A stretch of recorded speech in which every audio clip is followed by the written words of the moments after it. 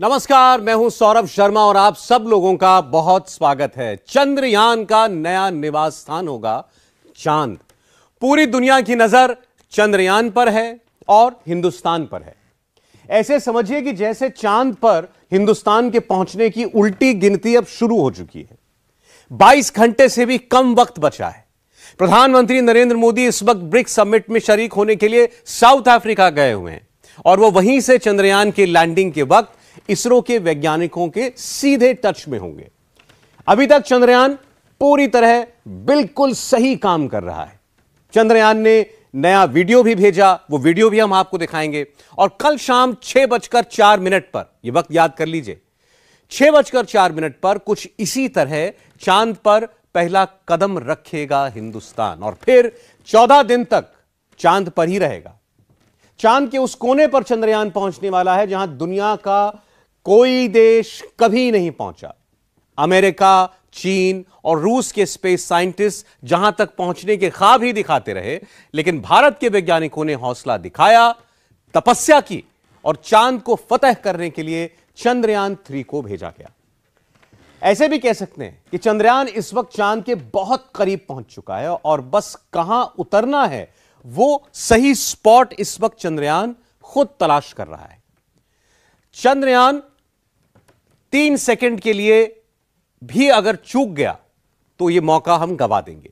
इस वक्त चंद्रयान क्या कर रहा है, चंद्रयान को चांद की तरफ भेजने वाले वैज्ञानिक क्या परीक्षण कर रहे हैं, वो 15 मिनट क्या होते हैं जिसे आतंकित कर देने वाले 15 मिनट कहा जाता है, और चंद्रयान की आखिरी छलांग की बारीक से बारीक बात जानने के लिए हमारी ये खास रिपोर्ट जरूर देखिए।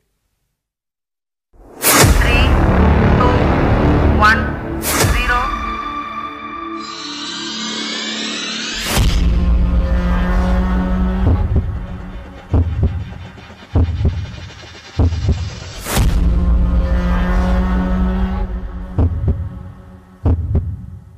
पूरे हिंदुस्तान की हार्ट बीट बढ़ी हुई है।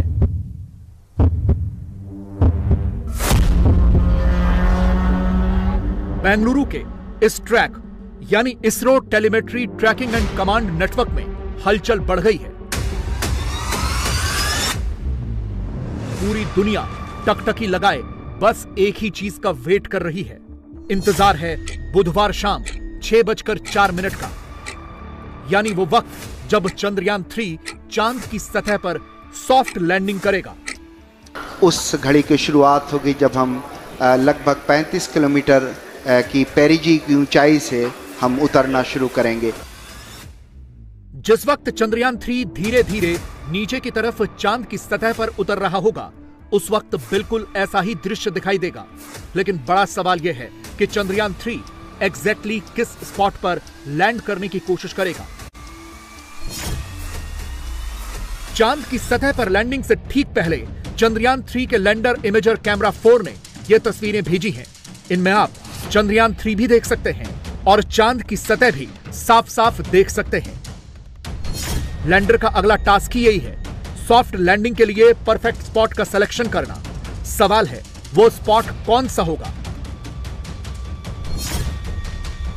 इसरो ने 4 अलग अलग तस्वीरें जारी की हैं। पहली तस्वीर में आप कई गोलाकार गड्ढे देख सकते हैं। उन्हीं गड्ढों में से एक का नाम है हायन, जो एक लूनर इंपैक्ट क्रेटर है, यानी चांद के प्रभाव से बना एक गड्ढा। चांद की सतह पर मौजूद ऐसे गड्ढे कई कई किलोमीटर तक फैले हुए हैं और हजारों फीट गहरे भी हैं। चंद्रयान 3 को इन गड्ढों से बचते हुए अपना लैंडिंग स्पॉट खोजना होगा। तो क्या वो हायन के बगल में लैंड करेगा? अब दूसरी तस्वीर देखिए, इसमें भी कई जगह गड्ढे बने हुए हैं। उन्हीं में से एक है बॉस नाम का क्रेटर यानी गड्ढा, जिसका डायमीटर 47 किलोमीटर है। तो क्या चंद्रयान 3 इस गड्ढे के बगल में लैंड करेगा? तीसरी तस्वीर में भी एक साथ कई गोलाकार गड्ढे चांद की सतह पर नीचे की तरफ दिख रहे हैं, लेकिन ऊपर की तरफ मैरे हम्बोल्टाइनम नाम का बड़ा और डार्क मैदानी सतह दिखाई दे रहा है। तो क्या यही होगा चंद्रयान 3 का लैंडिंग स्पॉट? तस्वीर नंबर 4 में 214 किलोमीटर के दायरे में फैला बेल्कोविच नाम का गड्ढा है, जिसे 4 दीवारी वाला मैदान कहा जाता है। ये कितना गहरा है कोई नहीं जानता। तो क्या चंद्रयान 3 इसके आसपास भी लैंड कर सकता है? 3, 2, 1, 0। इस वक्त देश और दुनिया में सबसे ज्यादा जिज्ञासा इसी बात को लेकर है कि चंद्रयान 3 लैंड करेगा तो कहां करेगा। जिस वक्त लैंडिंग की प्रक्रिया शुरू होगी उस वक्त चंद्रयान 3 किस तरह नीचे की ओर जाएगा, उसकी स्पीड क्या होगी, वो सीधे ऊपर से चांद की सतह पर फ्री फॉल लैंड करेगा या फिर मनूवर करते हुए नीचे आएगा। और सबसे बड़ी बात यह कि लैंडिंग से ठीक पहले के आखिरी 20 मिनटों को टाइम ऑफ टेरर यानी खौफ के 20 मिनट क्यों कहा जा रहा है। अगर बुधवार को किसी वजह से चंद्रयान 3 की लैंडिंग नहीं हो पाती तो लैंडिंग की अगली तारीख क्या होगी। हम एक एक करके इस हिस्टोरिक मिशन की पूरी डिटेल्स आपको देंगे, लैंडिंग स्पॉट के बिल्कुल करीब लेकर चलेंगे, क्या होने वाला है, क्या हो सकता है, क्या नहीं हो सकता, सब समझाएंगे। लैंडिंग के वक्त ऑर्बिट में चांद की सतह से चंद्रयान 3 की दूरी मिनिमम 25 किलोमीटर और मैक्सिमम 134 किलोमीटर होगी। नीचे लाने की प्रक्रिया, जिसे पावर डिसेंट कहते हैं, वो इसी डिस्टेंस से शुरू होगी। तो इस समय जो है लैंडर रोवर वो प्री लैंडिंग ऑर्बिट में हैं और चंद्रमा का चक्कर लगा रहे हैं। ये प्री लैंडिंग ऑर्बिट है वो 25 किलोमीटर गुणा 134 किलोमीटर है, जो कि चंद्रमा की सतह से दूरियों, निकटतम और अधिकतम दूरियों को बताता है। जब ये उतार की स्थिति होगी, मतलब ये अपने मौजूदा ऑर्बिट से डी ऑर्बिट होके चंद्रमा की तरफ से तब इसको उतरना है। वो एक कर्वेशियस पाथ है, ऐसे लंबा, जैसे कि हवाई जहाज़ जैसे उतरता है। दूर से ही उसके इंजन्स को थोड़ा आप उसकी फायरिंग को थोड़ा स्लो करते हैं तो फिर वो धीरे धीरे उतरने लगता है। तो वो स्टॉपिंग डिस्टेंस जो है वो काफ़ी दूर है। यही बात जो है अपने लैंडर रोवर के मामले में है कि यद्यपि उतार के समय ऊंचाई करीब 30 किलोमीटर होगी, लेकिन जो दूरी है, जो डाउन रेंज है, वो करीब 800 किलोमीटर है। यानी गंतव्य आपका करीब 800 किलोमीटर की दूरी पर है। और ये अब जिस समय डी ऑर्बिट होगा उस समय लैंडर की लेग्स फॉरवर्ड हैं और इसको एक क्षण पर जो है झुकाया जाना है। 4 अलग अलग स्टेज में लैंडिंग की पूरी प्रक्रिया कंप्लीट की जाएगी।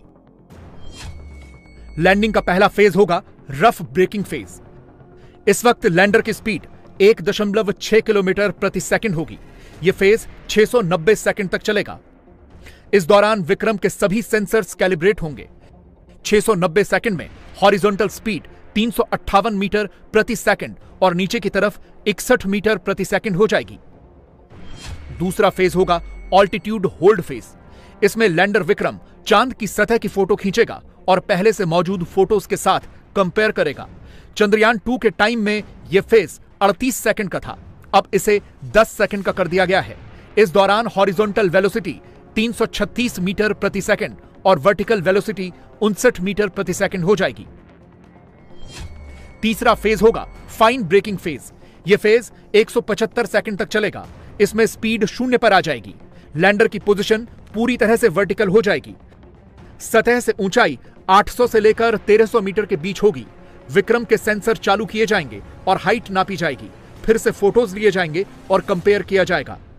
देखिए, जैसे ही अपने ऑर्बिट से निकलेगा उस समय इसकी स्पीड जो है 1.68 किलोमीटर प्रति सेकंड ऐसी होनी चाहिए। उसके बाद ये करीब 7.4 किलोमीटर की ऊंचाई तक आएगा। इस बीच में स्पीड जो है करीब 450 मीटर प्रति सेकंड के हिसाब से ले आई गई है और ऊंचाई 7.4 किलोमीटर ले आए हैं। ये रफ ब्रेकिंग का फेज़ है। इसके बाद का फेज़ जो है वो एटीट्यूड होल्ड है, जिसमें 6.8 किलोमीटर की ऊंचाई तक इसको लाते हैं।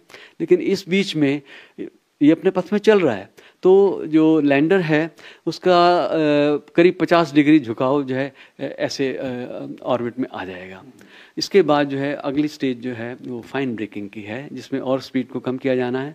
हम करीब फिर 1300 मीटर की ऊंचाई तक आ जाते हैं। उसके बाद जो है वो होवरिंग का एक फेज़ है। होवरिंग का मतलब है आप थोड़ा अपनी जगह को शिफ्ट कर सकते हैं, आगे पीछे आजू बाजू कर सकते हैं। तो वहाँ lander hazard detection and avoidance camera है, उसके ज़रिए जो है ये क्रियाओं को जो है उस समय जो है ये एहतियात किस तरीके से बरतनी है और कहाँ पर उतरना है, वो सब बातें तय होनी है। ये सारी की सारी प्रोसेस जो है कुछ कुछ सेकंड्स के अंदर हो रही हैं। तो ये बात समझिए कि कितना तेज़ी से जो है अंदर वो सिस्टम काम कर रहे हैं।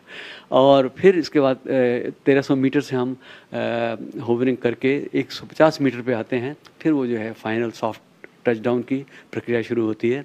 150 से फिर 50, फिर 10, उसके बाद उतरे।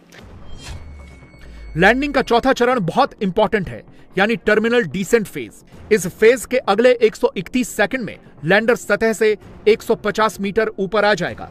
लैंडर पर लगा हैजार्ड डिटेक्शन कैमरा सतह की तस्वीरें खींचेगा। विक्रम पर लगा hazard detection camera go no go test run करेगा। अगर सब सही है तो विक्रम 73 सेकंड में चांद पर उतर जाएगा। अगर नो गो की कंडीशन होगी तो 150 मीटर आगे जाकर रुकेगा, फिर से सतह चेक करेगा और सब कुछ ठीक रहा तो लैंड कर जाएगा। चंद्रयान 2 जो था फुली फेलियर मिशन नहीं कहेंगे आप उसे। अंतरिक्ष की दुनिया में फेलियर कुछ नहीं होता। फेलियर भी आपके लिए एक लर्निंग लेसन है। आप चंद्रयान 2 का ऑर्बिटर आज भी सक्सेसफुली चंद्र की कक्षा में काम कर रहा है और वो हमारे चंद्रयान 3 के लैंडर के साथ बहुत इंपॉर्टेंट रोल प्ले करने वाला है अपने सिग्नल्स को रिले करने के कारण। तो अकेला उसका लैंडर वाला पार्ट जो था, विक्रम लैंडर जो चंद्रयान 2 में था, वो लैंडिंग के आखिरी कुछ क्षणों में